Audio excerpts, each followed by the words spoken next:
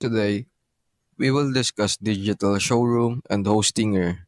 By offering tools that are intended to be reasonably user friendly, both platforms serve small businesses wishing to launch or enhance their internet presence. This is the primary feature that enables an individual or company to have a website. Now let's examine the main features of these two platforms. Digital Showroom seems to be a service that specializes in giving companies the tools and platforms they need to establish an online presence with a particular focus on e-commerce.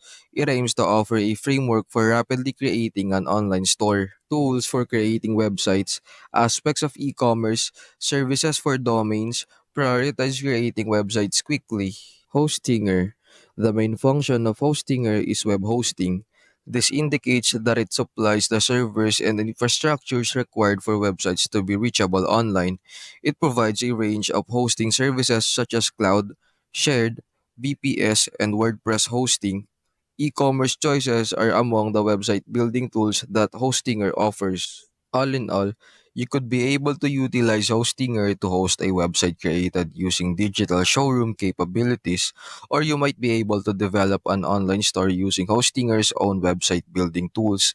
Even if their main purpose are different, Digital Showroom and Hostinger have several important things in common, especially in the way they help companies create an online presence.